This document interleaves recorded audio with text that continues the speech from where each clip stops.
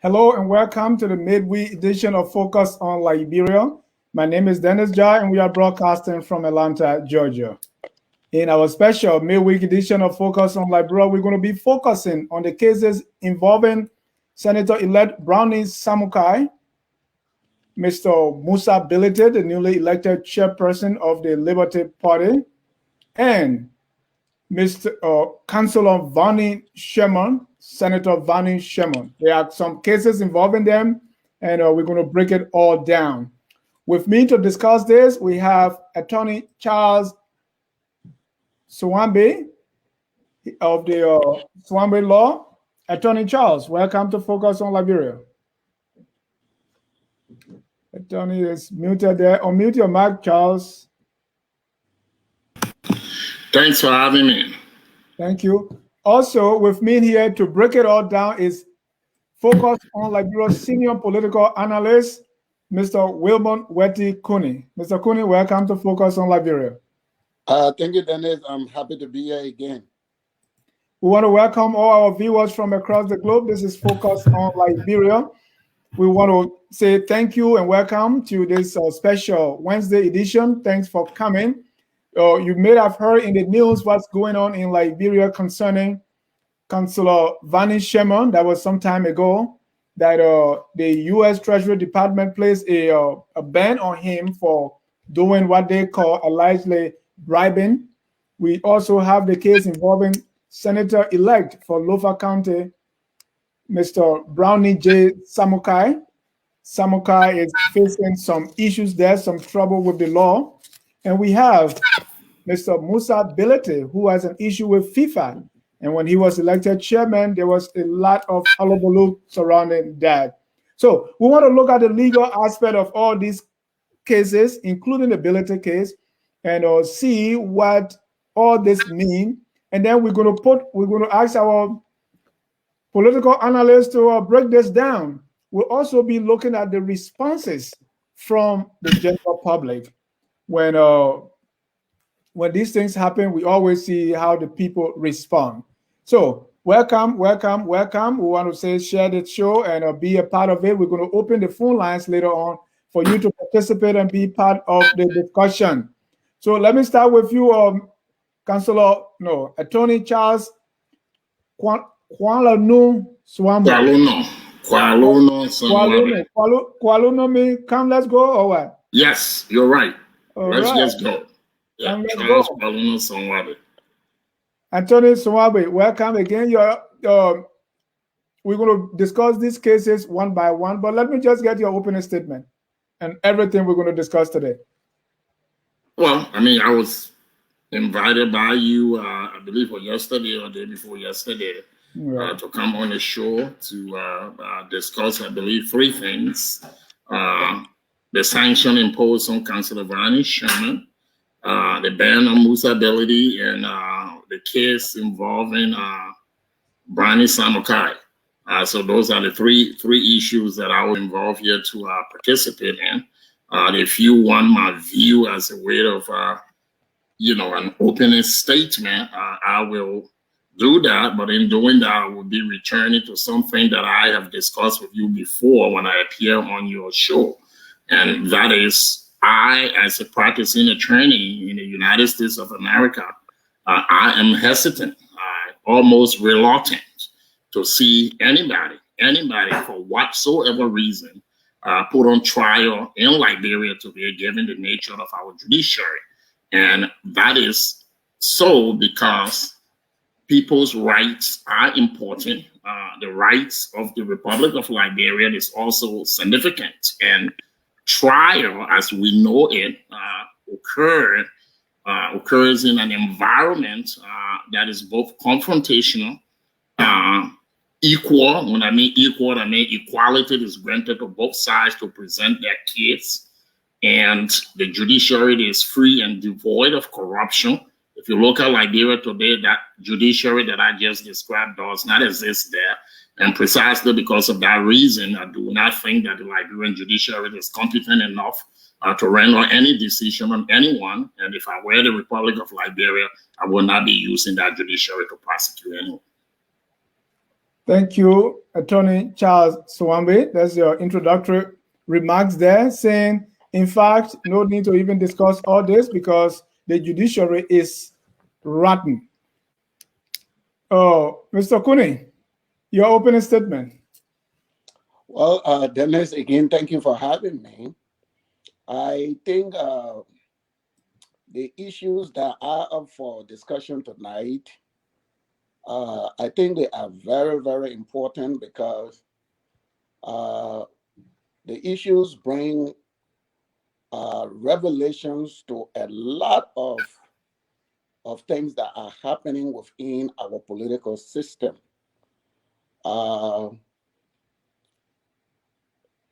We Liberians, we are highly skeptical of everything in that country. We pass the accusations of corruption around against and on everybody that is within our reach. And these issues that we're talking about today, sometimes, to be honest with you, crystallizes the cynicism our people have in both public officials and also in our own individual day-to-day interaction. There are issues of trust that are violated here, issues of fairness, issues of a duty that is violated in each of these encounters. And the fact that significant players in our political process are at the center of these things, I think warrant the kind of public discussion that we are having here today. Because in a participatory democracy, we believe that the public need to be educated on issues that affect their governance and participants in the governance process. That is the essence of democracy, so that people can have the opportunity to make decisions in their own self-interest. Without, at the risk of appearing that I'm countering my brother here, I do agree that our judiciary, there are certain challenges with our judiciary, but the fact of the matter is that's the system that we have. And we're going to have it. That system will be in place until we Liberians will take collective action to improve the system. We're not going to use, another person's judiciary system to carry on litigation in our society. And all of these things are part of the political process. It is the politicians, it is the people that elect politicians, it is politicians that appoint judges, it is politicians that in the most significant way impact the running of our judicial system. So this is why this issue is at the forefront of the political process. This is why we should discuss it, because eventually the people who are at the center of these controversies are going to be very important in either electing our political leaders or have a sway in determining who our judicial officials, who our judges should be. So I think this discussion is in order, and what we can only do here is to elevate the discussion and try in our own weak way to provide information to the public that will serve as a guide as we all participate in this process. Thank you. Let me come. Thank you, Mr. Kuni. We're going to start with the case involving Senator-elect Brownie Jeffrey Samukai. So, just to bring our viewers up to speed, it's a Lofa County Senator-elect Brownie Samukai, others found guilty by the Supreme Court, ordered to pay $1.1 million, given 6 months to pay half of that amount or go to jail. How did this all happen? Mr. Brownie Samukai served 12 years as defense minister under President Ellen Johnson Sirleaf, 2 terms. During that time, there was some money for the army pension, which, according to him, he was authorized to use for something else. The court did not like that, and so they found him guilty. The Supreme Court upheld the decision from the lower court and said Mr. Samukai should restitute that $1.1 million or go to jail. So there where we are, Mr. Brownie Samukai ran for the Senate seat in Lofa County and won that. And now his certification is pending. So we are here to discuss this first from the legal perspective, and we're going to call on Attorney Swambi to weigh in on the legal side of this case. What's going on here?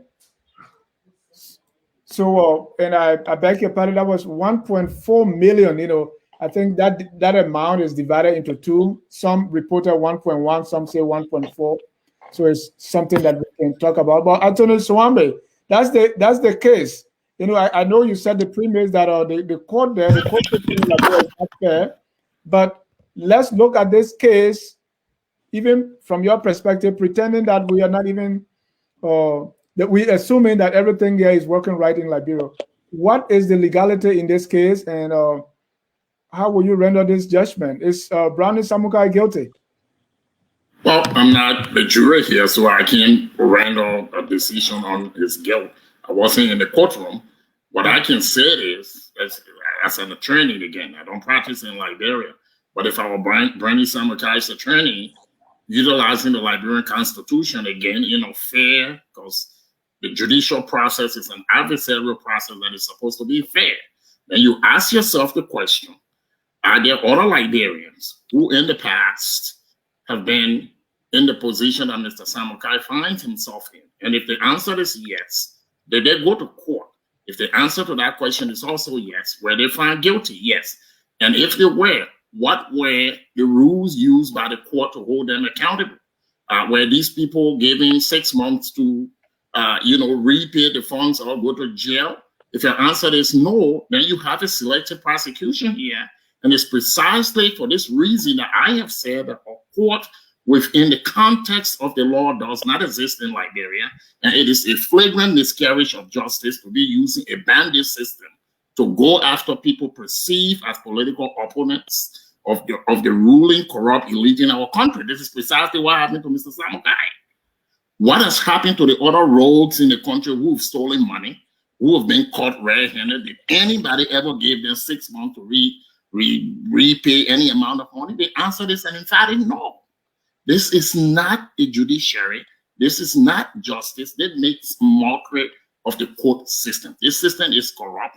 This system is going to plunge Liberia into another round of madness, and we need to do away with this system. But Okunle said something that was very interesting from the get-go. That is, we Liberians need to reform this system. Yes, I welcome that idea. But we can't be pushing for reform while we give credence to decisions that are rendered purely for political reasons and decisions that seek out political opponents of the ruling corrupt elite. I think injustice was done here, and I think we need to approach this situation that way. If I'm Mr. Samukai, I will not honor any decision from a corrupt judiciary. And let me get something clear before I go to Mr. Kuni here.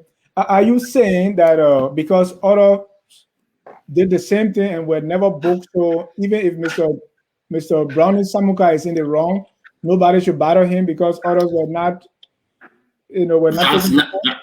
That's not my point. My point is a court within the context of the law is neutral. You got a neutral judge who is a referee, okay? You got a competitive system where the defendant is represented by the competent attorney, and then you got the government who is also represented by attorneys who are competent and know what they are doing on both sides. What I'm saying here is, as a process, this decision seems selective to me. It seems as though Mr. Samukai is being prosecuted because this current government has issues with him. And I am saying, if we are going to apply the law, there's a cardinal norm. There's a cardinal norm in our Constitution called equal protection of the law, equal application of the law. This is what I am saying. We should equally apply the law. I'm not here to lend credence to Mr. Samukai's shenanigans. I don't know him personally. I don't even like to discuss people personally. But what I'm saying, the process seems rather political, and the process seems hyped up to get even with somebody who is perceived as a political opponent to the current regime. That's my position. I'm not saying he didn't do it, but I'm saying I question the process and I question the court system that was used to convict him. Thank you. Mr. Cooney, equal rights, equal protection before the law, you can't deny that. Well, I will have to present the presumption that, that what is being done in Liberia, in as much as the system is not perfect, it is clear that there cannot be a debate that Mr. Samukai had his day in court. There cannot be a debate that evidence and issues were presented before a judge. There cannot be a debate that judicial decisions were rendered. There cannot be a debate that Mr. Samukai used the judicial system to process an appeal based on dissatisfaction from previous ruling. There cannot be a debate that a high court in the land reviewed the issue and came up with a conclusion. Now, with all of that said, it is a little bit difficult for me to draw the line that this is a political case. I don't see it as a political case. This is a case that is decided by the judiciary. I don't want to sometimes get to the argument that is made mainly by people on the other side that because they find problem with our institutions, we should declare these institutions null and void. Mr. Cooney, before you continue, you said people on the other side. Which side are you on, and which side are you referring to? Well, I'm talking about people in the opposition. Normally, I'm not putting my brother there in the opposition, but his argument is like sometimes in line with what the opposition says. The election commission is not functioning properly, so the election commission should be dissolved. The Supreme Court is not functioning properly, so the Supreme Court should be dissolved. All of these things are part of our political processes. It is for Liberians to make the political decisions to effect these things. We cannot say that because these systems are not perfect, so that they should not function. Because if we accept that premise, I want to believe we will be inviting chaos into the system. As imperfect as the judiciary is, Mr. Samukai did have the benefit of the judiciary that he presided over when he was defense minister for 12 years. That was the judiciary that was there. The judiciary is not significantly different from what is there now. So I don't want to go much into that argument, but I want to go to the political argument. The political argument is that you find elements of the opposition every time. They are the ones that cry the loudest when it comes to corruption in the country. But when they and their followers are caught in this web of corruption, then now is when they say that the system is political, the courts are not working. Let's look at the issues. Look, we're talking about money that was deducted from ordinary soldiers. Ordinary soldiers. These are privates, these are corporals, these are sergeants. Money that was deducted from these people from their high-end salary, and they were promised that upon their discharge or upon their retirement, their legitimate pension money will be given to them. The question now becomes, where did the Ministry of Defense, where did Mr. Samukai, the officials of the ministry, where did they derive the authority, the legal authority to use that money? All of these things were discussed in court. If you read the decision of the Supreme Court, there was not even a substantive evidence that either the President of the Republic, who is the Commander-in-Chief of the Armed Forces, instructed the use of the money, nor was there sufficient documentation as to whether the money was used for that purpose. These are the issues. All right. Now to say that we shouldn't adjudicate these issues until we have a perfect judiciary system, it's not one I'm going to subscribe to. What I do agree with my brother is the fact that the country continue to practice selective justice. That's the history of the country. And in fact, It is what is profound here. I'm asking myself, if an ordinary person were to be found guilty for the crimes that Mr. Samukai was found guilty of, would that person be given the benefit of walking around until they could make restitution? I agree with that one. That's the justice for the rich, the justice for the wealthy. But there are serious criminal political actions here that are going on. The opposition, they knew very well that this case was hanging on Mr. Samukai's head. I don't know the law with regard to the right of the accused. And let me bring in Mr. Swambi to talk about the law. Mr. Swambi, let's look at the facts, right? Let's look at the facts of the case. One, there was this pension money. Two, that money was used by the defense ministry for something else, for the same soldier, but the one in Mali, that were fighting in Mali. According to Minister Samukai, this was based on the instruction from the president. Those are the facts. If looking at those facts, should Mr. Sherman, what did I keep saying, Sherman? Should Mr. Samukai be liable for this? That's where I want us to go first. Well, again, I wasn't present in the courtroom. The facts that you have articulated gives me a pause. And here's the reason why. If I were in the shoes of the defense minister, knowing that I have a reputation to uphold, I have family, I have people who probably look up to me, like kids from Loka. I understand he's also partially from Nimba County. I have kids from those places who look up to me. Then what I will do in that instance, I will ask for documentation that a certain president of the Republic of Liberia is asking me, Charles Sawadi, to take funds internally for one purpose and to use it for other purposes. I will have that documented precisely for the reasons that we are here for. Okay, he's now faced with charges in the extremely corrupt judicial system. He's now convicted. An example has been made of him. Again, if he had taken the steps necessary to protect his own image, he would have had documentation to show that, look, these conversations actually took place.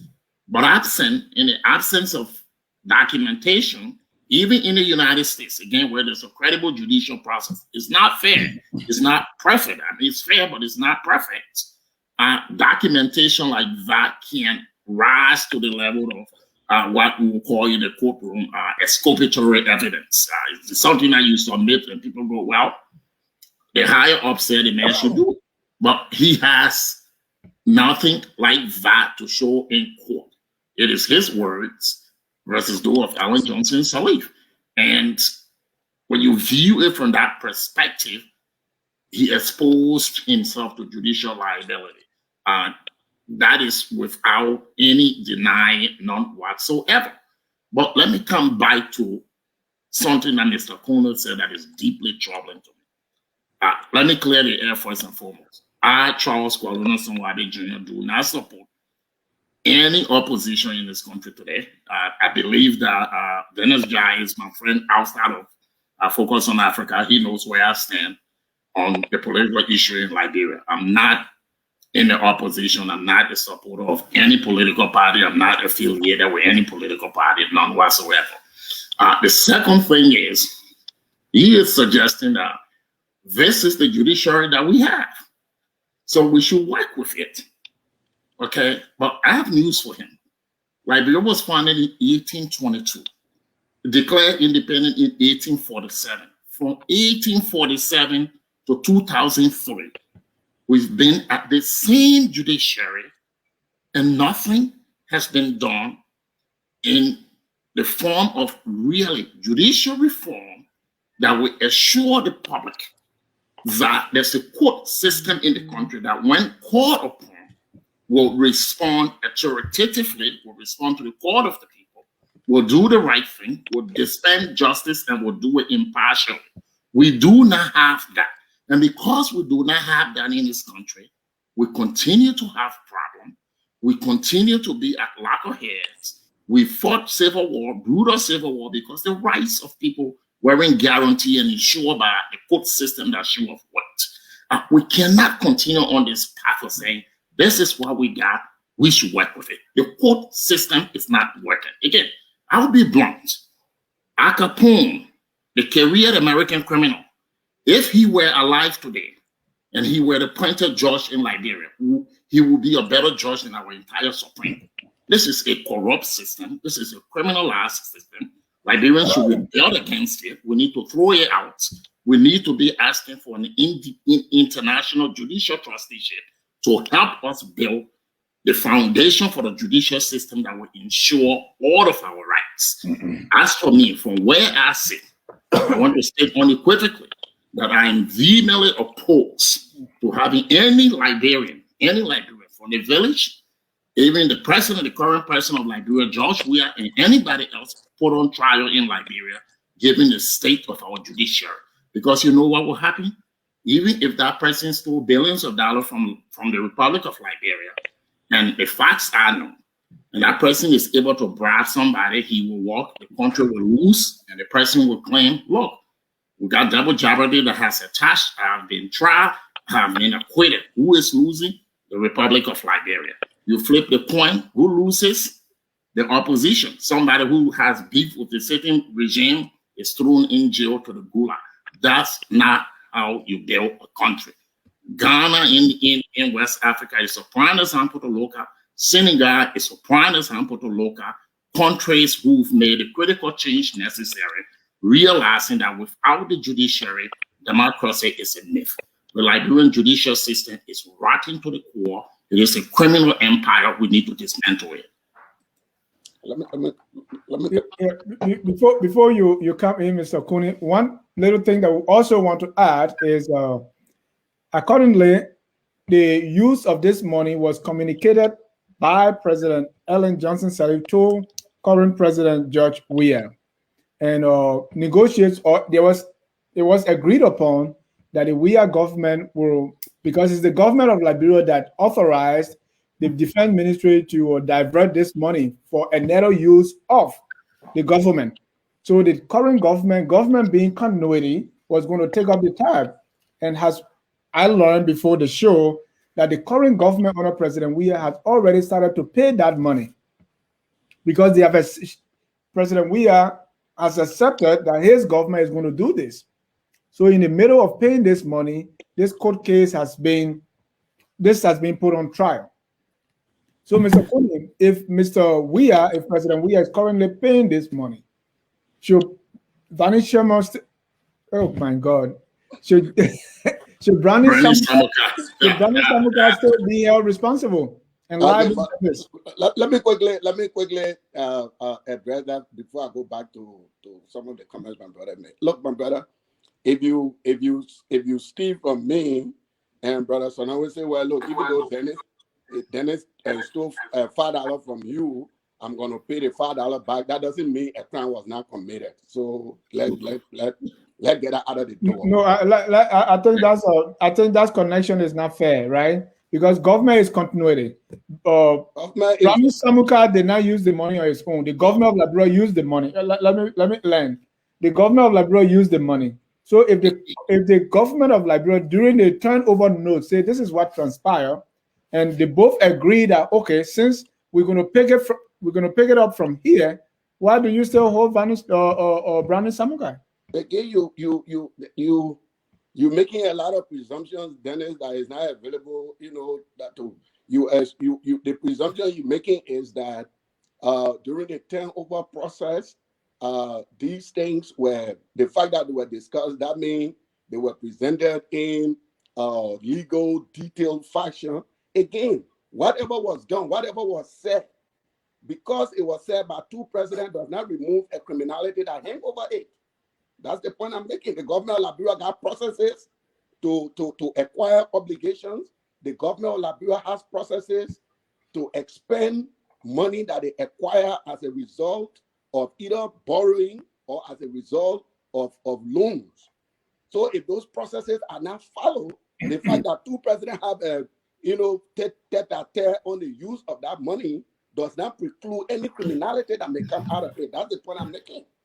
Yeah, and let me respond to that before Attorney Swambe comes in. No. I wanted to go back to a point that he made. Yeah, we'll get to that point. I want us to exhaust this point first, because here is what we know, right?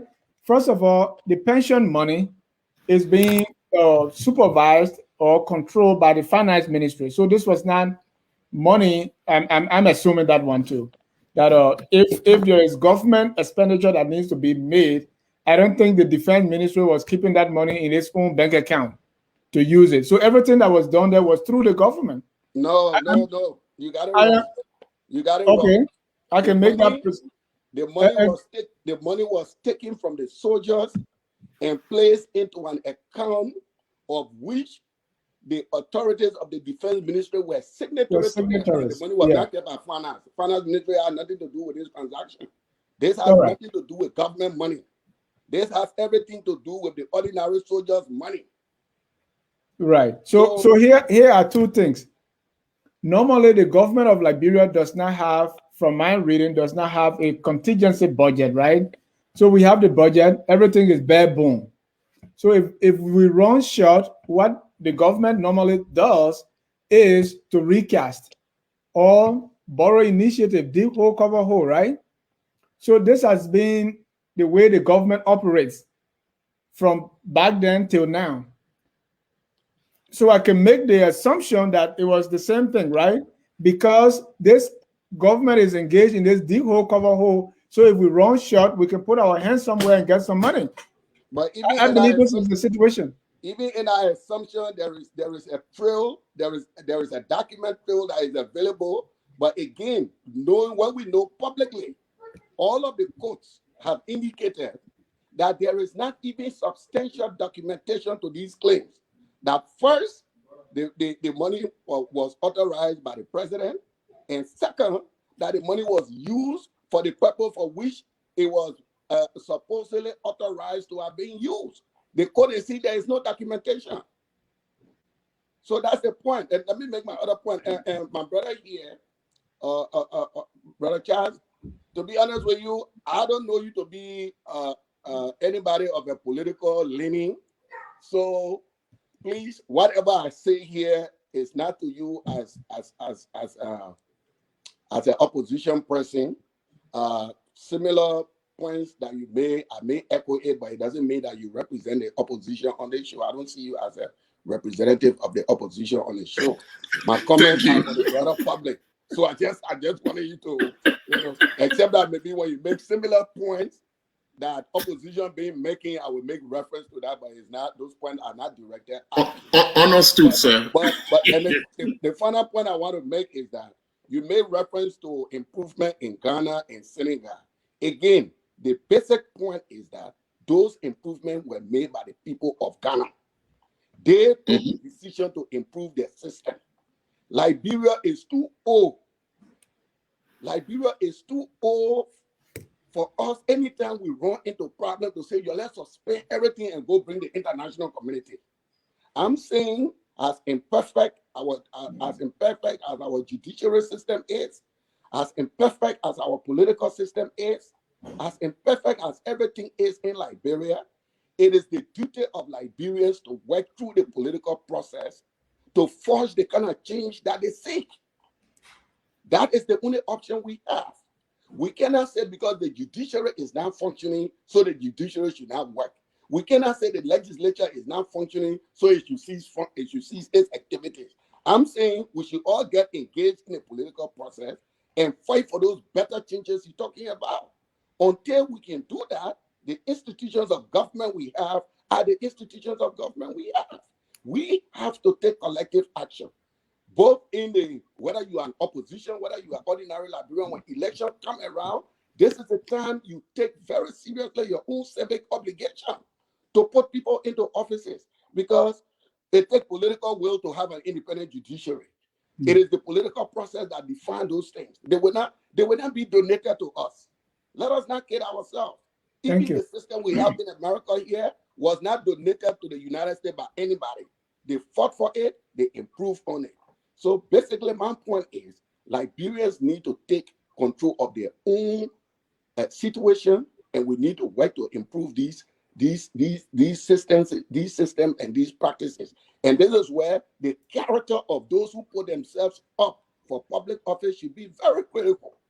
Should be very critical. I would be suspicious. I will maintain a watchful eye on someone who take a private $25 and that person putting himself for public office. I would be very suspicious of that. Thank you. You owe a duty. You owe a duty to that private who is putting his $25 aside for future retirement. How does it end up to a peacekeeping mission in Mali? The peacekeeping mission in Mali is supported by the United Nations. So how does Private Kuni pension money end up to peacekeeping mission? How does Private Kuni pension money end up to making payment to a Nigerian general who served the armed forces? You see, I'm passionate about this thing because in Liberia, we abuse the ordinary people. The ordinary people are stupid. The ordinary people get nobody to talk for them. So we lie to them, we deceive them, we steal from them.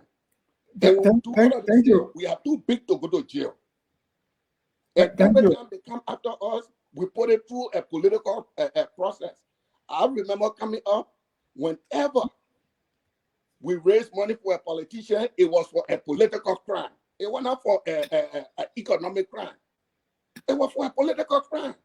So it really started meaning that in this day and age, I found regions of the country, I found political parties raising money for a criminal act, not for a political act. Is that a system you think are going to be better? People are raising money for a criminal act. Yeah, Mr. Kuni, let me give Mr. Let's give Attorney Swambo a chance, because the question I was going to ask you is this one. How is this Samukai case different from the government taking money from the donors' account? I earlier said the dig hole, cover hole initiative. Same thing, right? Well, Dennis, you're not far from the truth here.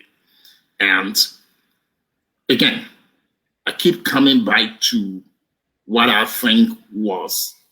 Again, I hate to talk about other people in the public. But Mr. Samukai may have made some mistakes that have come back to haunt him. But on the premise of what you just stated, you're absolutely correct.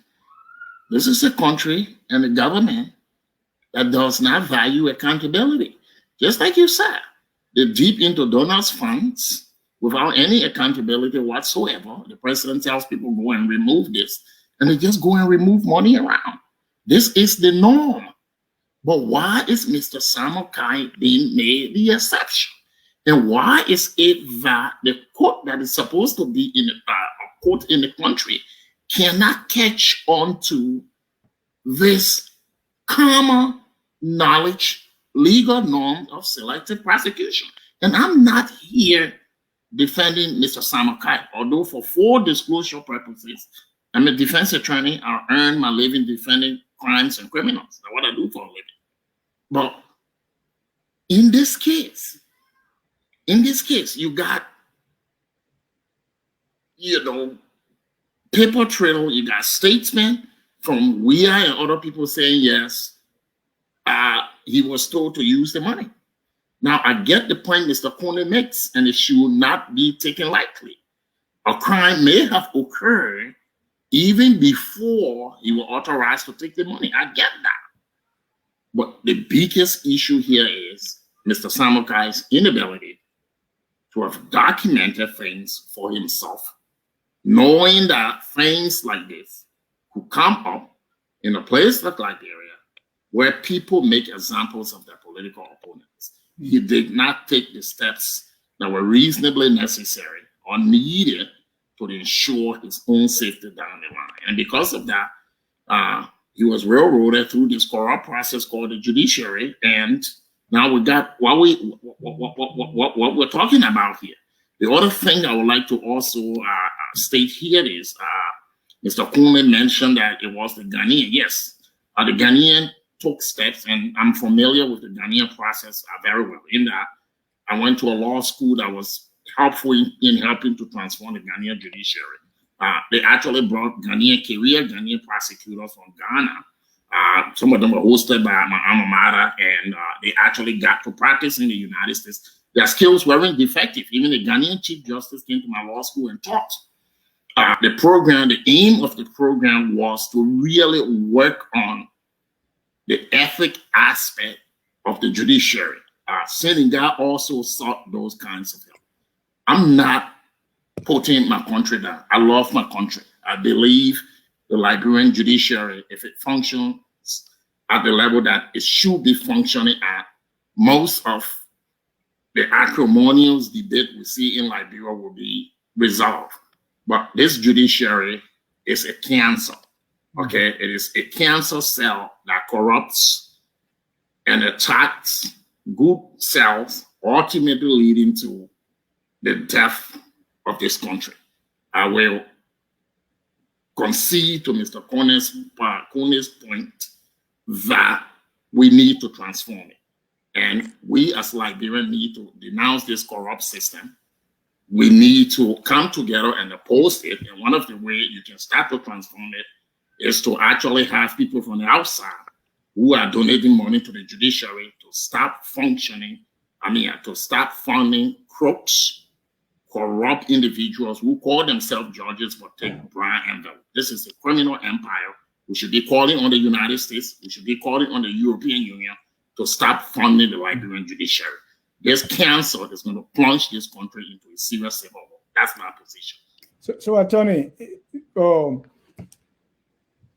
Mr. Samukai says that he was authorized. Wouldn't it be a good idea to have invited former President Sirleaf to the court to testify to this matter? She wasn't called. Do you?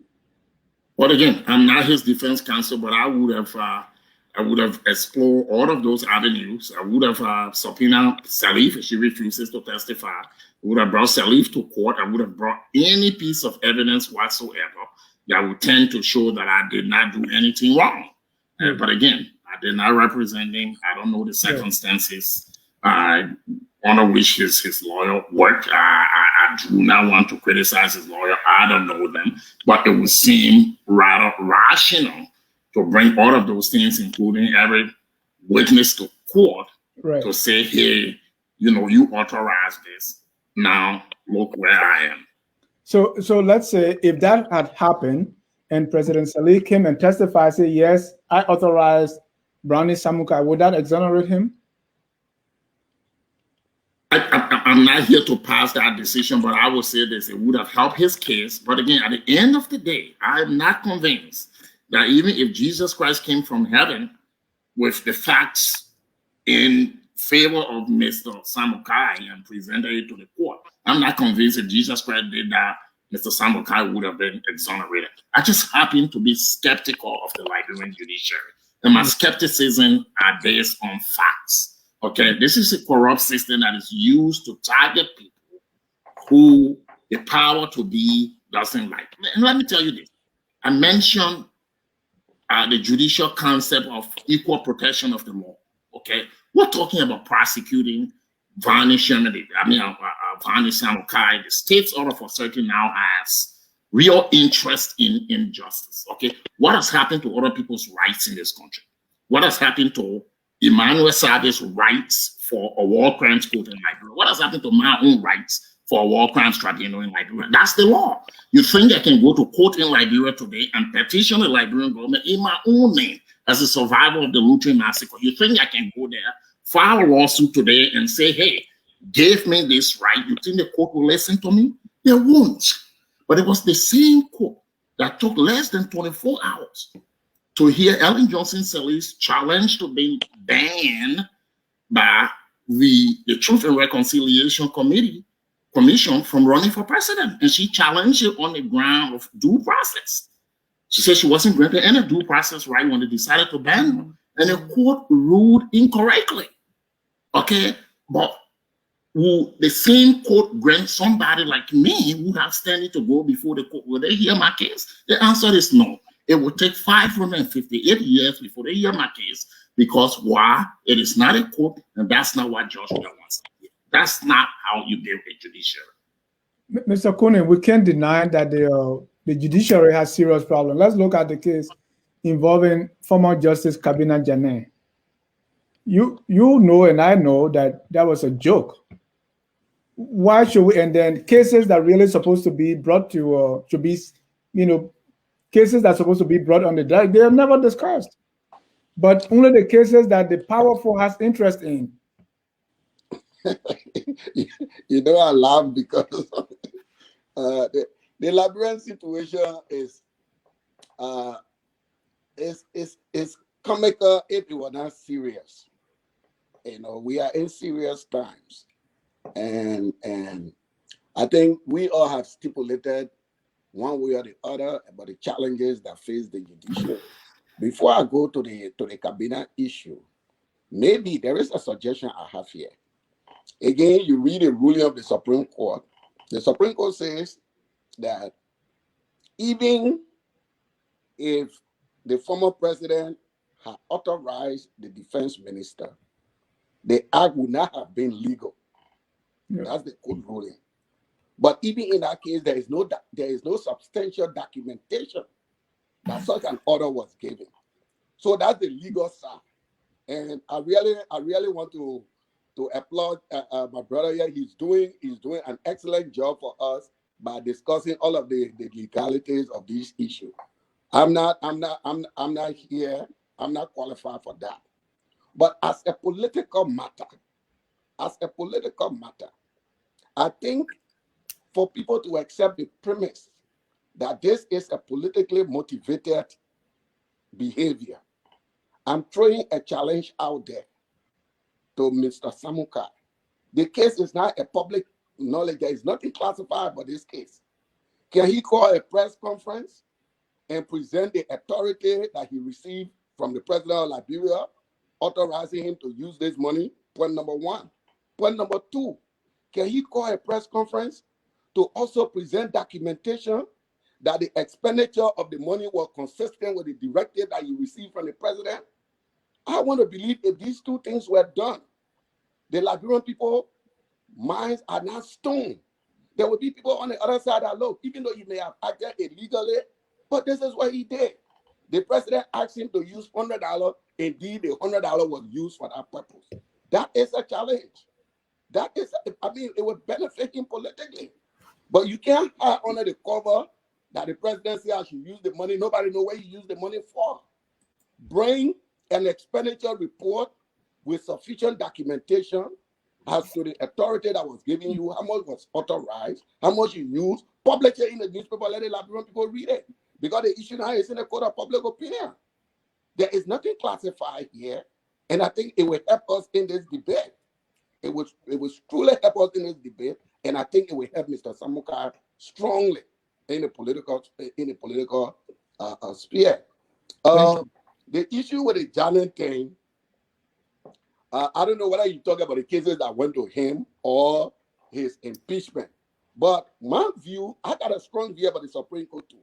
We have a Supreme Court that operates almost like a justice of the peace court. They don't exercise any restraint on what they receive and what they don't receive. Even boyfriend and girlfriend cases. Exactly. we live here. There are certain cases that go to the U.S. Supreme Court. The Supreme Court refused to hear them. But it looked like our Supreme Court has reduced itself to the JP court where anybody can just walk to the street and go to the chambers of the court. And it also appeared that they're not aware of the long-term impact of their rulings. Because the attorney will agree with me, a decision by the Supreme Court is law. When the Supreme Court make a decision, is law. When they interpret the Constitution, is law.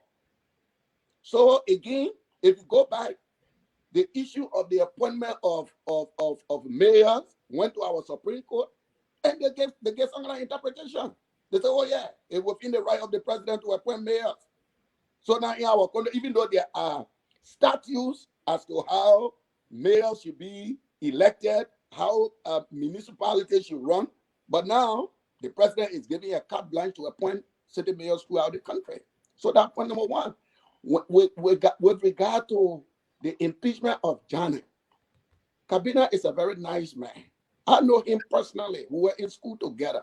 Again, my brother, this restaurant I'm talking about the political process. Kabila was impeached in the Senate through a raw political process.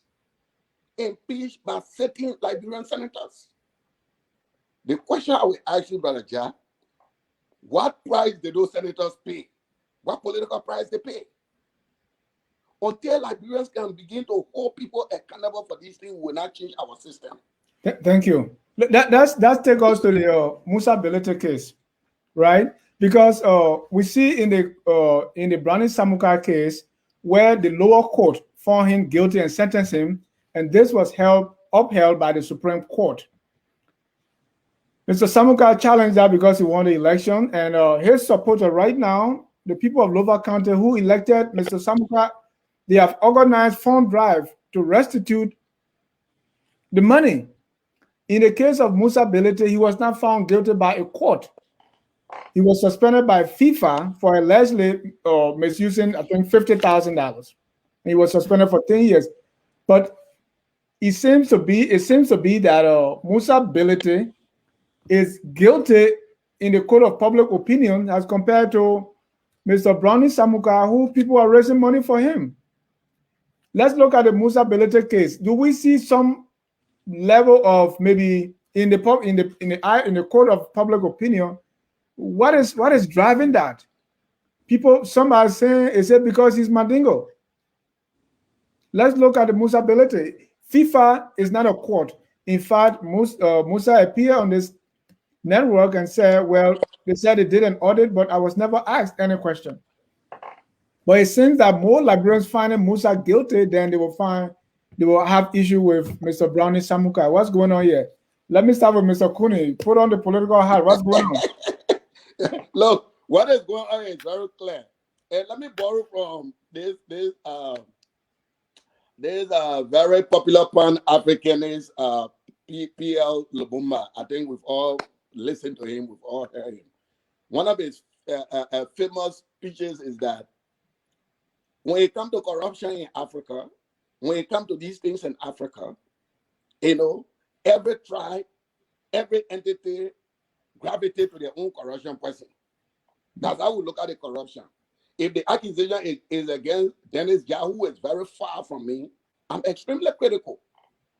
But if it is Charles, who is very close up to me, I adopt a different view. That's how we do the corruption thing. So Musa Bility, for some reason, may have a bad rap for the public because maybe different considerations. So he's not even being given the benefit of the doubt than someone who has at least, that's why the fact that we all acknowledge the judiciary has problem, but someone who has the benefit of the law, convicted, found guilty. Yeah, Musa has been crucified. He's been crucified. But again, it comes around to the same thing I'm saying. For me, all these issues are very, very, very important. I always told you I'm very hopeful for our political process. We will transform from this quantitative level where we are to the qualitative level. So even if the noise is one-sided about certain characters in the political sphere, I'm happy. Because now the Liberian people are talking about people's character. Because in public service, character matters. For you to put yourself to serve other people, we're not saying you should be perfect, but you have a certain level of character that will demand respect. Mr. Kuni, someone corrected me when I said the people of Lofa. So I should say some people of Lofa, and thank you, Rostin, for that correction. Okay. Some people of Lofa, not the people. So again, character matter. In the case of Musa Bility, the fact that he has that character issue, it will also give me a pause as to what kind of politician you want to be. It should give Liberian pause. And it's not only the FIFA case. Musa Bility was also indicted with the rubber fee case, the RIA case with Ellen Catron. Yeah. He was chairman of the board then. Liberians don't talk about that. They talk about Ellen Catron who ran away, and sometimes forget about the person who was presiding as chair of the board that was also indicted along with that. Musa said he went to court and those charges were dropped. Okay, so what I'm saying for me, these are character issues. Okay. And they are important. And let me make one point. And this is I won't give Charles so that he can tell us. Oh, no. Let him talk. I'm enjoying him. Let me just learn. For me, I'm doing the politics here. Yeah. So, for example, I'm tired with the politics. I want to listen to the law. You brought me here for. Then, so go ahead. If you look at the Musa Bility issue, and you look at Senator Darius Dillon, who says he is the light. He is the light. If he can, pass on the issue of Musa Bility and say, oh, well, somebody can move from Saul to Paul, then what is the basis of your criticism? Then Joey can move from anything to anything. Then don't criticize. If you don't have a principal position, but your criticism is based on who you are closer to in the political process, talk about somebody can move from Saul to Paul, anybody can change. Then you have no moral ground to criticize anybody. That's the point I wanted to learn on. Thank you. Charlie, give the law.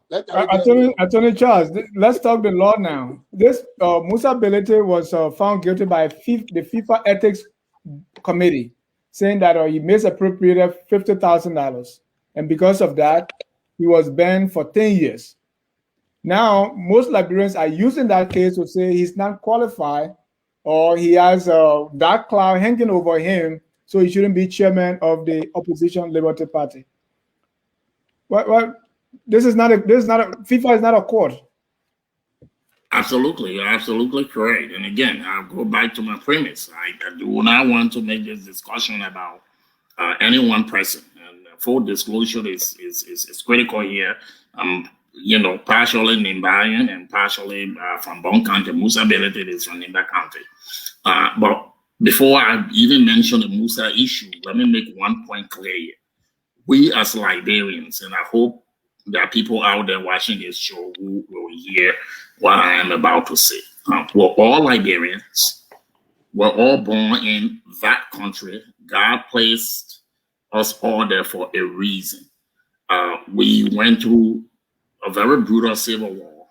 It's about time that we start to transcend some of our ethnic hatred, hidden ethnic tension, and to embrace each other, because at the end of the day, we're all created in the image of God, and Liberia is the country that we all have. Any hatred directed towards anyone purely on the basis of their ethnicity should be unwelcomed and not tolerated in our country. Mandingos are Liberians. Let me be blunt with everybody. So I'm from Liberia. So is crewman Dennis Jar and Mr. Kunle. Nobody should be ostracized or criticized purely on the basis of their ethnicity. If people want to go after Musa Bility, they should go after Musa Bility on the basis of his character, not because he's a Mandingo president. Repugnant to try to go after him because of his ethnicity. Now, that being the case, I'm not too familiar with the FIFA issue, except that I have read that Musa was banned by FIFA for 10 years. And I also heard at some point that Musa was going to initiate an appeal until that appeal is done. And the facts are known to all of us. The FIFA decision is still hanging over his head. I think I would agree with Mr. Kunle that what's happening here is political, and I will throw in there that some people might have resentment towards our brothers and sisters from the Mandingo ethnic group. Maybe they are hyping things up, but on the whole, you got the FIFA decision, and then the Rivals International Airport issue. It doesn't play out well for Brother Bility. I think it creates a cloud of suspicion that is hanging or hovering above his head, and that is just that. But you are right; he has not been convicted in any court in Liberia for alleged corruption purposes, and God forbid he were ever to find himself in the Liberian court. I personally will be opposed to him facing justice in this mega corrupt, dysfunctional institution that we call court. I would never recommend that Musa Bility or anybody goes to trial in Liberia. But, Musa is where he is, again, because of the FIFA accusation. and I'm not a member of Liberty Party. I don't know what yardstick they are using to say that he should not be the party secretary general. I don't know how their election will occur. I'm not privileged to any of that information. Now, the other thing that I will remind you of, Dennis, is amazing that you brought me back to your show today. As you recall, when the impeachment of Cabinet Johnson started, you had me on your show with Councillor Frederick Jewa. I said to you then that we did not have the institution in Liberia necessary for the impeachment of Janet. And I said then I was opposed to the impeachment process, and I said that it was not fair. And here we are. Janet went to ECOWAS, and ECOWAS seemed to have agreed with my position. Again, it takes me back to what I have been saying all along. Brother Kunle and I are not far apart. Legally, we do not have a system in place in Liberia that can ensure that all of our rights are protected, that will help guide our democracy. Democracy is not more about vote. Okay, democracy is about institutions. Institutions are cardinal to the survival of a democratic state. We do not have those institutions in place. We Liberians want to skip the process of institutional development to a full-fledged democracy. And in the process, some with, street smart, some with education, some with whatever, have taken advantage of the system to enrich themselves. And in the process, we're getting poorer and poorer. And our neighboring countries are making advances while we are wallowing in poverty. And I mean, really extreme poverty. Thank you. Mr. Kune, more on the political side, you already mentioned Senator Darius DeLong, the the proverbial light in the Senate.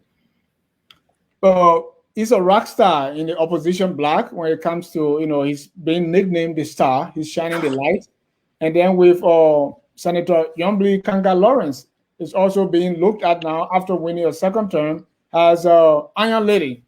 The two endorsed or supported the ascendancy of Mr. Musa Bility to the chairmanship of the Liberty Party.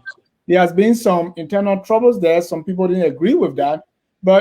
And then even prior to that, Musa Bility, while the FIFA issue was there, served as the campaign manager of the Liberty Party in 2017.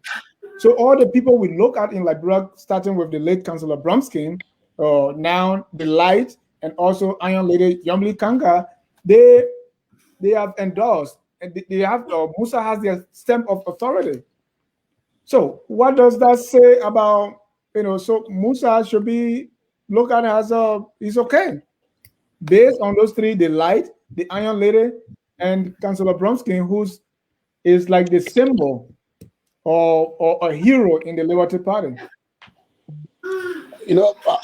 Dennis, that's what I sometimes refer to as the tragedy that has befallen Liberia.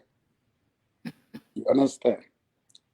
I've said here repeatedly that the role of the opposition, I like opposition. No one cannot be better without an opposition, no matter how good you are. So I love opposition. But the role of the opposition is not only to criticize the government, but the role of the opposition is to provide an alternative. And to be honest with you, I regret to say that up to this point, the opposition is not presenting nothing that looks like an alternative. Not in policies, not in agenda, not in human resources, not in personnel. Not in personnel. And this is the tragedy that I'm talking about. So come election time, the Liberian people will be faced with a choice between opposition that tries so much but has nothing to show in terms of and their current situation. And their current situation. So it sometimes brings incredible sadness to the issue of Liberia. You find the proverbial Light. This man who talks, he finds every fault. He sees every fault on his colleague, on the executive. But when he comes in a political party, he's blinded. He cannot see the light in his own party. And it goes on and on and on. You find even our elder state man, the man who everybody called the elder state man, the former vice president of the republic, who is fully aware of some of these circumstances regarding some of the individuals we are discussing with regard to with election here, raising people's arms, raising their hands for public leadership in our country when they know that there are substantial issues of accountability that need to be addressed. And these are the people that are telling the Liberian people that they are the alternative. And we speak this thing not because we don't like them, but it is our duty to educate the Liberian people about this development. Again, there is a parable that says when a lizard bites you, and when a snake bites you, when you see the lizard, you have to run fast. Yeah. You know, so I mean, what kind of judgment can we make on Mr. Dillon's endorsement of a candidate for his own party that is controversial? What judgment the Liberian people would make on the endorsement of the former vice president of a candidate who is caught in a criminal procedure? These are all questions that we have to ask. And these are valid questions. They're not personal, but our people, the politicians in that country, they're so used to taking the Liberian people for granted. Like sometimes they behave like Donald Trump. Like people that kill somebody on Fifth Avenue, and they not really support. They believe that they corrupted our people. Our people are so tuned deaf to their corruption that they can do anything and still present themselves as credible leaders. That is the tragedy that has befallen our country. Thank you. That will take us to the case involving Councillor Varney Sherman. And here is what is being alleged. So the United States of America, through its department, its Treasury Department, has placed global Magnitsky designations on Senator Councillor Varney Sherman, that is on several persons, including Councillor Sherman, on grounds that he facilitated bribery in a jury against Justice Kabina Janet. The way they put it is against he bribed his colleagues against to support impeachment of a judge who ruled against him, something that Councillor Sherman has vehemently denied. Attorney Swambe, you follow the case or not? Yes. Again, so this is the United States, okay? You and I have lived here long enough. The United States is not perfect. It's not a perfect place at all. You and I know that it's rife with racism, discrimination, among other things. Now, as it relates to the federal government, whenever the federal government brings charges against an individual, I can tell you this for sure. It means they've done their work, okay? A lot of background work has been done on it. The evidence is such that even the defense team will find it almost insurmountable. The point I'm making is the United States just doesn't bring charges because it wants to bring charges, okay? No defense attorney, including myself, want to find yourself in a federal court where they've really done their work. What that means for you is that your back is against the wall. You think until you can think no more.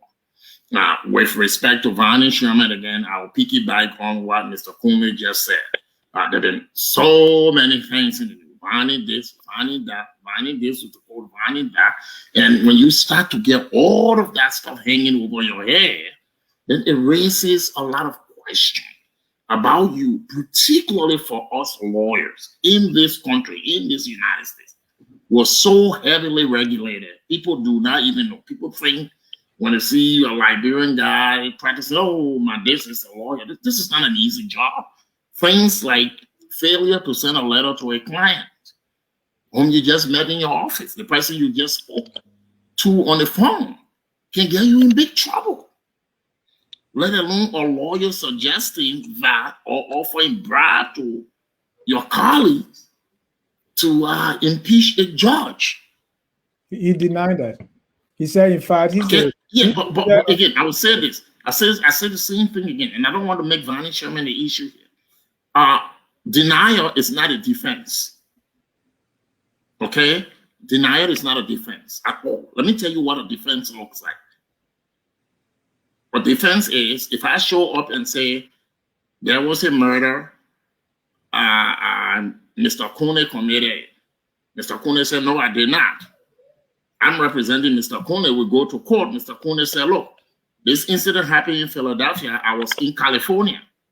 What did it happen? It happened on the 6th. Yeah, I'm on plane ticket. I left from Philadelphia on the 4th. I slept in a hotel in Santa Barbara, California on the 6th and the 5th through the 10th. Here are my record. I did not make any phone calls to anybody in Philadelphia. Here are the evidence.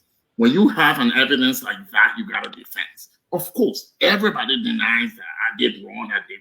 But when the evidence starts to take their positions in the right place in the trial, then we start to see who's saying the truth and who's not saying the truth. And then the defense attorney starts to scratch his head because you have to find something that will stick.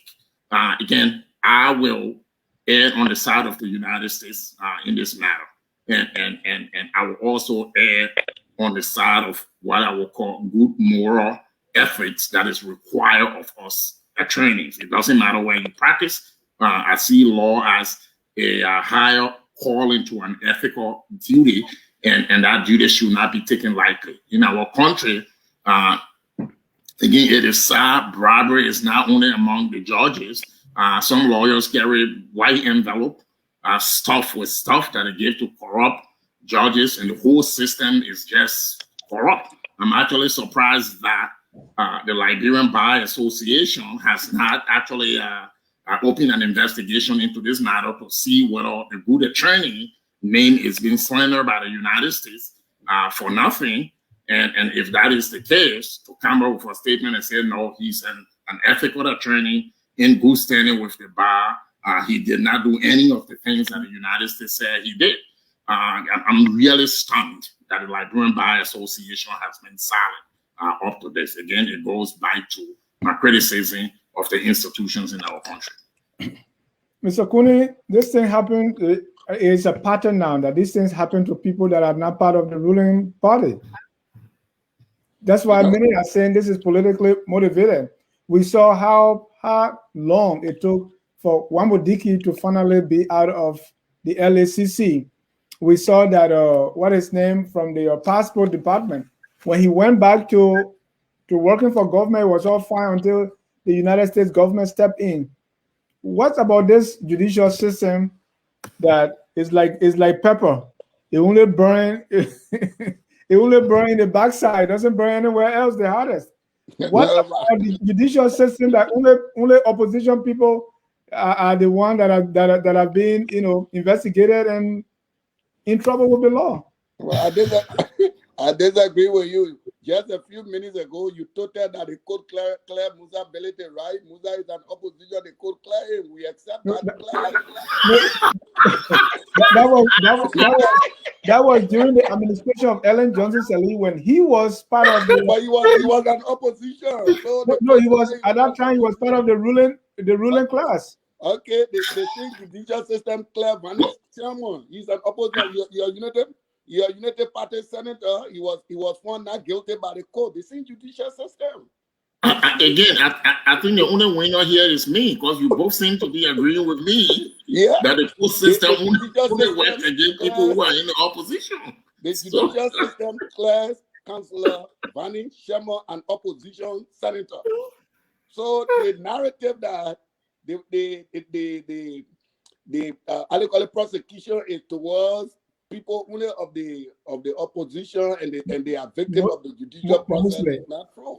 Mostly. But the larger point is, look, I believe in the international system. The international system is there to supplement our national effort. But I again stipulate that it will be us to change things. Let me tell you something. At the conclusion of the 2017 general and presidential election, international partners that wanted to do best for our country, they invited our representative to a retreat to that glamorous hotel to Farmington. Instead of paying attention to the retreat, the whole thing was a social event. Basically, the point I'm making, these problems are our problems.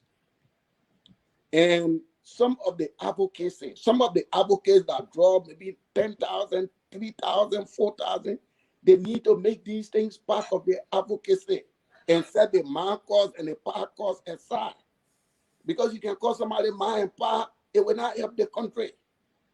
Let us educate our people more on the character of public service, on individuals that meet the minimum requirement for public service, on their civic responsibility to demand answers. We can't fold our hand and say somebody will do it. All of the people that participated in our Johnny saga, most of the senators, guess what? They got elected. They got re-elected. If you run a politically flawed impeachment process in any good country, you suffer legislative defeat. But our people don't pay a price for their political decision. My point, the point I keep making, let us fight for a political system in which politicians will pay a price for the decision they make in office if the decision is against the interests of the people. But Mr. Coney, I found that little ironic, right? Because you tend to agree with the decision the corrupt people are making, and then you are saying they should pay a price. No, I'm not agreeing. I'm saying that the system has system, and by politicians paying the price is how we write the system. That's what I'm saying. The system is not functioning 100%. Yeah, but so where will you put it? 60% or 80%? I put it in the hands of the Liberian people that are electing these people to office. It is the Liberian people that elect these people. Time for election, instead of us singing and dancing and asking for rights and asking for $5, this is the time for us to do a careful reflection as to who we give power to. First of all, the length of the tenure for public officials in our country is too long. The term is so long for us to use only dancing and singing to elect somebody. The judicial reform my brother here talked about, who will give it to us? All right. The political process will give it to us. Let me bring in our viewers' comments. Attorney, you want to say something before I bring in our comments? Well, yeah. Let me be brief here. Look, judicial reform did not come to the south of this great United States because African Americans sat by and accepted abuse. We know of decisions like Brown versus Board of Education of Topeka, Kansas. It morphed into Brown versus Board of Education. And all the way they made its way to the United States Supreme Court, where the South was reversed effectively for the judicial norm that separate but equal is not the law. In Liberia today, there are tools that are available to us Liberians that we can use, we can exercise to begin to advocate for the kinds of changes that are needed within the Liberian judiciary. I will name a few of them. The South African use the same process. We Liberians, particularly those of us sitting in America, England, and the rest of Europe, should be asking the European Union countries, the United States of America, to stop funding the Liberian judiciary. This is a cancer. This is worse than HIV virus. This is worse than the coronavirus. Stop funding corrupt people who are taking our country towards the doors of civil war. When we start to suffocate the money that's coming into them and demand change, then we will start to see some changes. Justice will become fairer. People will be prosecuted for the crimes that they committed, not when you seek out your political opponent because you disagree with him and then you hang into the Russian gulag to be put away. Those are some of the changes that we should start to advocate. We don't have a court in this country. Attorney, you are calling for sanctions. Sanctions don't affect... Sanctions the judiciary. Sanction the judiciary. This sanction affect the poor people. No, not at all. I categorically disagree with you. I'm not calling for sanction on the Liberian people. I'm saying sanction the judicial authority in this country until at such time when they can apply the law the way it should be applied. If you start to do that, you will see changes. This is why, because already you are saying that they're corrupt. So if you sanction them, there's no money. Guess what? The rich people will get justice and the poor will suffer more, right? Because the poor people are not even getting the justice we're talking about. Where can a poor man go to court in Liberia and survive right now? You can't. You can't. We can't allow a cancer to live perpetually and hope that someday we're going to wake up and it will be transformed. It's not. Ellen Johnson Sirleaf had a once-in-a-life opportunity to put Liberia on the right path with the judiciary. What did she do? She packed the court with yes, ma'am, yes, ma'am, yes, ma'am, and corrupt people. We're still suffering from that horrible decision that she took when she won the Liberian presidency. Up to now, they are getting free money. You and I pay taxes in the United States. They are benefiting from our tax dollar, whereby in Liberia, they're not doing the job they're supposed to do. Every funding that goes to support the Liberian judiciary should be targeted if we Liberians want to see the kinds of changes that will put our country on the path towards democracy. The Black Americans did it here. They boycotted the South. They boycotted companies from the South that supported Southern justice system. And guess what? The South realized they were being hurt in their pocket. They started to change. Let's go after this cancer. The Liberian judiciary is the problem in Liberia. Ladies and gentlemen, if you're just joining us, this is Focus on Liberia. We are discussing the cases involving Senator-elect Brownie Jeffrey Samukai, Senator Varney Sherman, and Mr. Musa Bility, chairman of the Liberty Party. Let's bring in our guests, their comments. This one is from an unabashed sedition, Jerome Gilman. He said, this guy is not a competent attorney. Samukai admitted the crime. Eric Password doesn't agree. He says, Swambe, you are so right. The entire Samukai fiasco is politically motivated. Emmanuel Jackson, the practice of political longevity in government by individuals who have served government for a number of years with the culture of impunity, serious hurdles for political, social, and economic progress. And Eric is also saying, Mr. Cooney, nobody is calling for the dissolution of the entities. People are calling for a reform of the entire system, so decisions that are made are not motivated politically. Nancy Jordan is asking, have you seen the entire document, meaning the court decision in the Samukai case? I'm told that this current government has paid certain amount. If it is true, why did the government pay a cent? Talking about the money that was paid by the government of Liberia, allegedly, to the in this Brownie Samukai case. Nancy is also saying, Mr. Host, please download the entire document and read it to the end. Augusta F. Flomo said the reason that they're going after Samukai because there was no documentation. And Moses Kui said until the money is refunded, Brownie Samukai will continue to remain a criminal. This Augustus Fomo is coming after the when I made the assumption. He said this is wrong assumption. Brownie forced that in the scheme. The people did not ask for it. It was intended to steal the people's money. Josh Toto said assumption, still talking to the host, assumption without evidence is a dead one. The judicial branch of government and the justice system, they are the problem in Liberia. Somebody agree with you there, Mr. Attorney? That's my uncle. That's a man. That's my uncle. So that's what I'm saying. My uncle agree with me. Okay, Vasco Osman said assumption without evidence is completely nonsensical. You see how people can come to issue? Yeah. Just say you don't agree with it. You know, you can make assumption, but don't say it's nonsense. That's not how people talk. Sam Wallow, the attorneys concerned about the current state of the country's judiciary are legitimate. That said, presidents cannot be sued for actions taken in performance of their duties, even after they leave office. So, If the former president has affirmed that she authorized the defense minister to move the funds, he may be in the clear unless someone can show that he subsequently misdirected the funds somewhere else. Attorney Swamba, you can please respond to that. A point of correction here.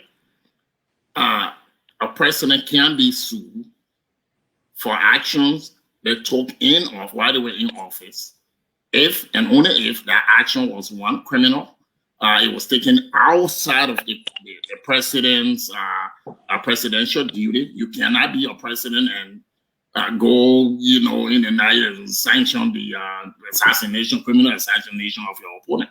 You cannot be a sitting president and go and steal from the country. You can be prosecuted for that. So while there are presidential privileges, they are not absolute. There are limitations on those privileges. But again, we're Liberians. Everything goes that Mr. Cooney and I have been saying here. So I just wanted to make that clarification. Thank you. Mr. Josh Toto here, when I was trying to interrupt Mr. Cooney, he said, Dennis, relax. Let analyst Cooney blast. Yeah, man, let somebody come to my defense. Joseph Molly, Willie Kende, why is it the former president cannot be called for questioning too? And then Milfi Deco said because the court refused to allow Madam Salif to testify. I'm not sure about that, about the two statements. You can help me out there as to why President Salif did not appear. Wilton Kettle say, why are we not looking at the issue as fighting corruption then to make it political? Say the Brownie Samukai issue, we should look at it as fighting corruption. Washington S. Dolo says, sound analysis, Charles, nothing there. Samukai did to call everyone, but they refused his request. I'm not quite sure. Judge Toto, first of all, why can't Brownie Samukai's lawyer petition the court to subpoena Mrs. Salif? Well, again, when we started the discussion, I said I'm not his attorney, but that would seem to suggest to anyone that, that would have been the right thing to do. Bring Mrs. Salif in and put her on the witness stand and ask her, what did you tell Mr. Samukai? You're not asking for her to disclose any privileged information as far as the Republic of Liberia is concerned, but you are asking for information that pertains to public interest, the interest of the public.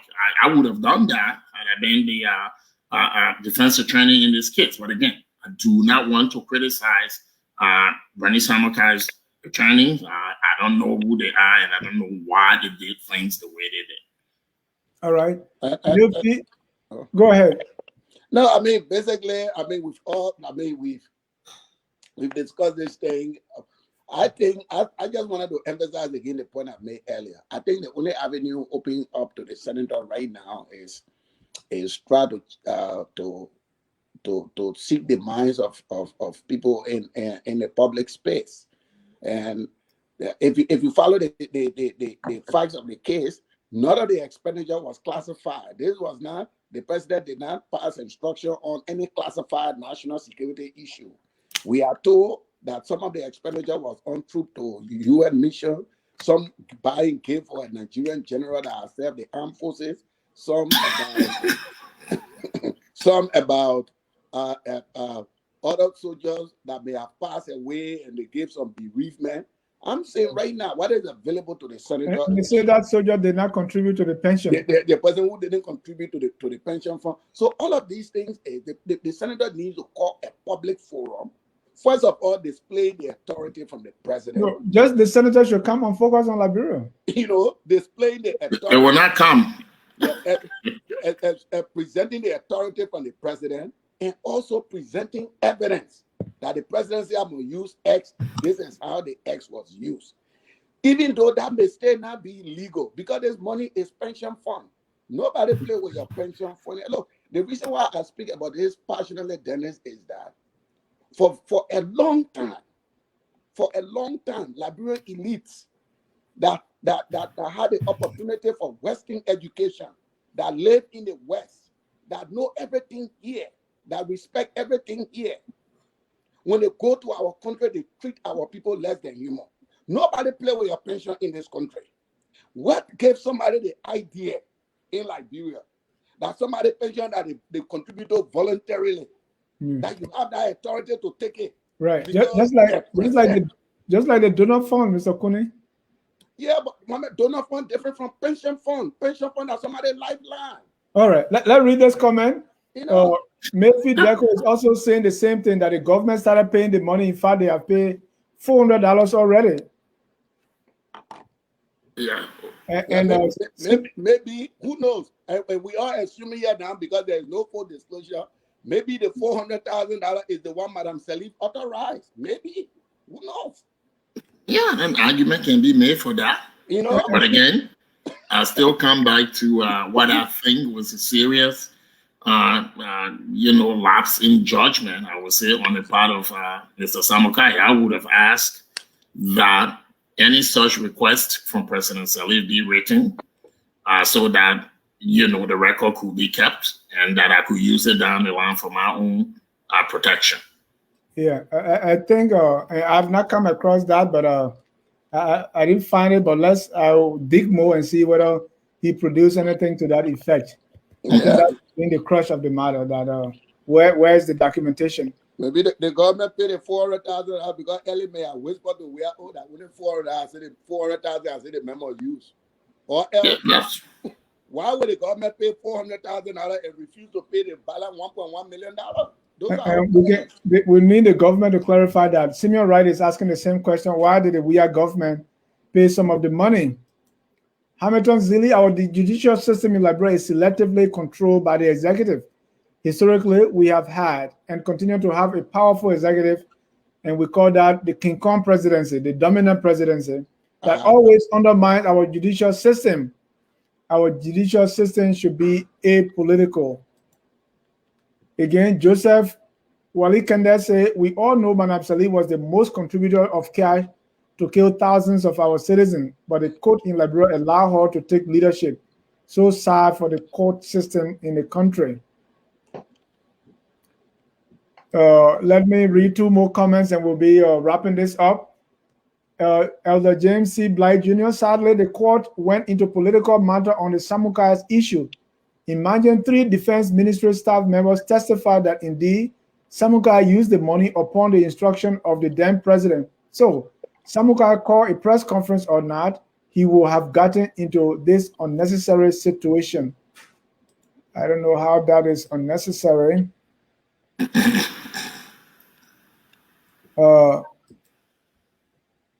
Yeah, Rose was telling me that it's not the people of Lofa, so I got that. That was corrected. There were some people in Lofa. Patrick Kakula, if you say Samukai is non-political, why has the government not conducted a full audit of the past administration? Why is Samukai being singled out? What the attorney is saying is Samukai did not provide documentation. Judicial, you'll be looking for debt on DeLong. You want to question his character because he supported Musa? There is no comparison between DeLong and WIA when it comes to corruption. Augustus Flomo, it is more detrimental to DeLong than Musa because Musa said on OKFM that he financed more than 50% of DeLong's campaign. He's also asking, can you give proof? And the biggest darkness in the history of the Senate. I don't know what that biggest darkness is. All right.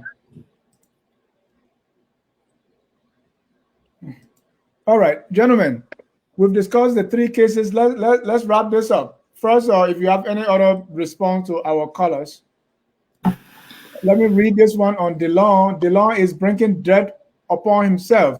If you call yourself the light and you are friendly with and supporting criminal, then you are no longer considered the light. I don't think Musa is being convicted of a crime. Definitely, Mr. Kuhn, there's no credible opposition in Liberia. Nora hopes you guys running around for 12 years without any plans, then you got the guts to come here and talk about alternative.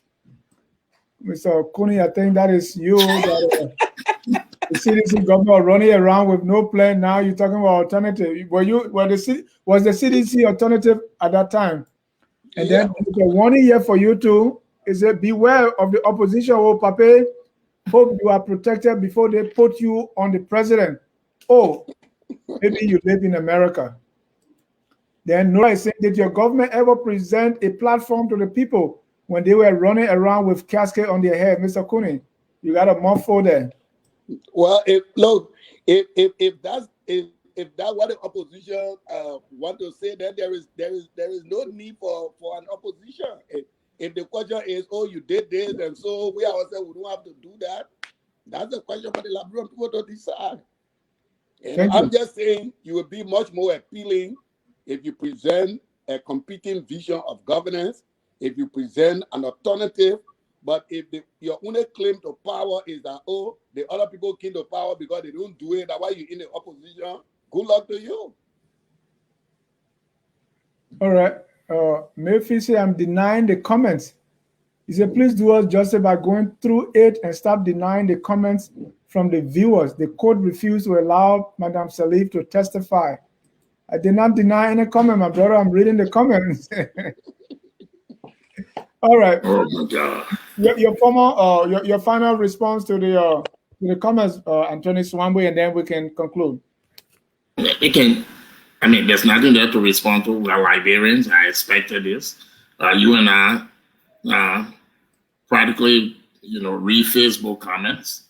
Again, sometimes those things go past. All Liberians will speak out of, emotions or whatever. I'm not particularly impressed by most of the comments. There were some good ones. I don't think Mr. Kunle said that he's been running around for 12 years without no plan. He's saying that, look, we need credible opposition to put up, to differentiate themselves from or distinguish themselves from the current regime and to tell us where they hope to take this country. My position, I've always been about institutions. You've known me for this, Dennis. I do not believe that the institutions needed to support a fully functional democracy that exists in Liberia today. It's not only the judiciary that has problems. We have problem with our legislature. We have problem with our education system. We have mounting problems. These problems are surmountable, but Liberians must get serious. We must adapt some of the methods that Black people in this country, in America, have used, Black people in South Africa have used, Blacks in Senegal, Ghana have used to turn their country around. Liberia is not perfect. Liberia is mismanaged. We need to come together. This is where I agree with Mr. Conley and forge a new path.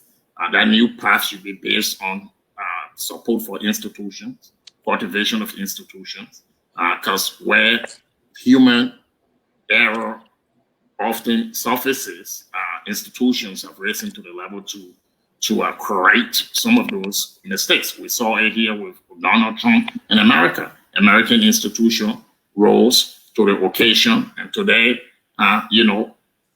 America is back as America. Thank God for the American people. I wish my country were like America, where our institution will rise to the occasion.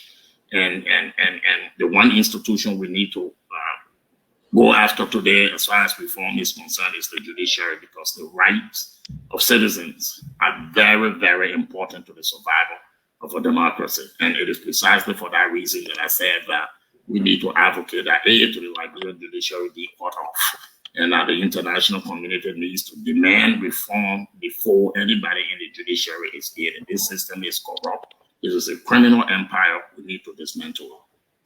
Thank you. And if anyone has this documentation, Mayfield Deco is saying here that the entire Samukai case is in the Liberian dailies. It can be found anywhere on Facebook. Please do us justice by going through it and stop denying the comments from the viewers. So if you have any documentation that Mr. Brownie Samukai has presented, showing documentation of some paper trail that he was authorized to do what he did, and proper accounting of how the money was spent, please don't hesitate to share it, and we'll be able to share that with our viewers. Before we leave you, before Mr. Cooney come up with his closing remarks, let me share with you a few announcements here. On Saturday at 3 p.m. Eastern, we're going to have our brother Amara V. Toure. He's the founder of the Creative Entrepreneur Group Limited in Australia. He's going to be our guest to discuss youth entrepreneurship. He's going to be discussing entrepreneurship, but mainly from the youth perspective.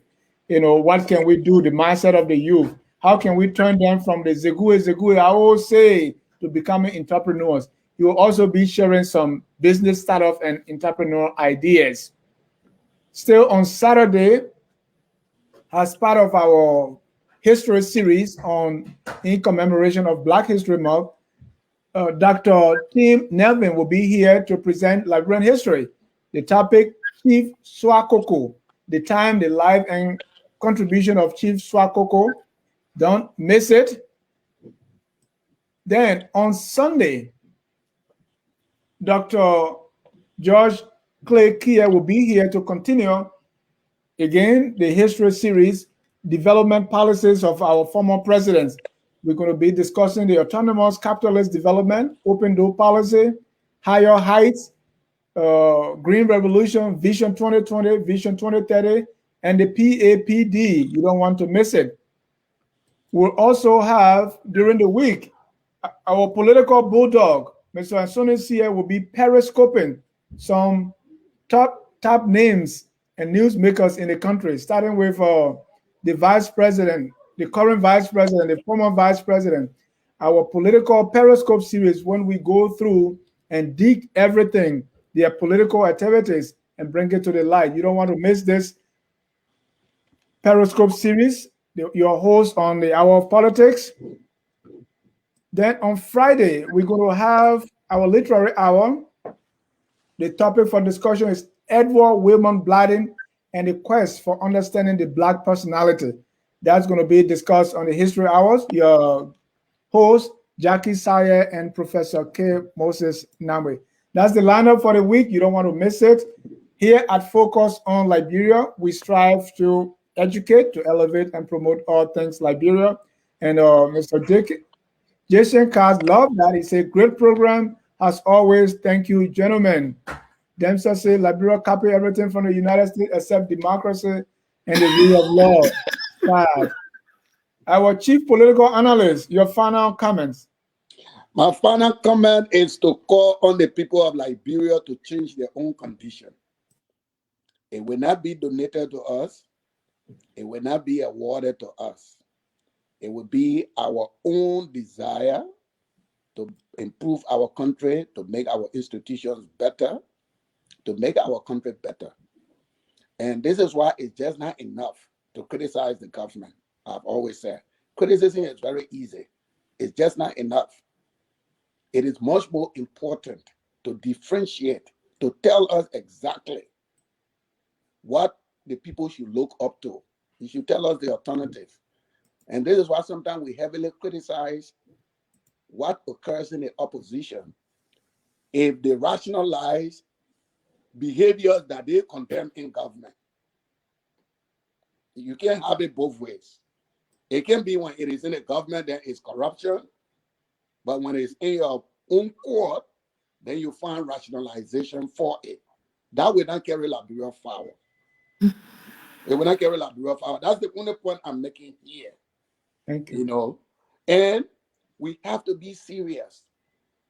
If you say because you're not going to put out anything to tell the Liberian people how you're going to be different because George Weah became president without putting up anything, and that's the argument you're going to take to the Liberian people, then be lucky with that. But you got to recognize that people different, individuals different, institutions different. So that's the plea. In politics, as we carry our country forward, I call on the Liberian people to pay attention to character. Character just don't develop overnight. Someone who is incapable of managing even the Susu Club money should not be credited with a high political office. The person is already corrupt from the saving club. Yeah. And we are giving that person promotion, and we're talking about refining our system. Our system will not be refined that way. I'm calling on those who advocate, who engage in this advocacy platform like FOL, to begin to magnify these issues. These are not emotional issues causing people mind and power when I develop the country. Look, let me tell you one example. What many people don't know. If you can conclude on that, we are out of time. Okay, in Liberia, just the example of why I say in Liberia, there was a time you needed property to vote. It didn't get changed by causing mind and power. It got changed by people taking concerted political action by making a political issue and giving that right to all Liberians. Amos Sawyer and the other group, they did it. This is how today anybody in Liberia, even a Pempen boy, he can vote. This is the way we change our country. So I want to tell you thank you. But I want to tell my small brother here, thank you, Charles, for your legal analysis. They were actually stimulating. I really enjoy your contribution on the show. Thank you. Thank you. Thank you. And thank you, gentlemen, for your time. You know, it's the middle of the week, and you were able to give us your time. We want to thank our viewers for being here and discussing these very, very important issues.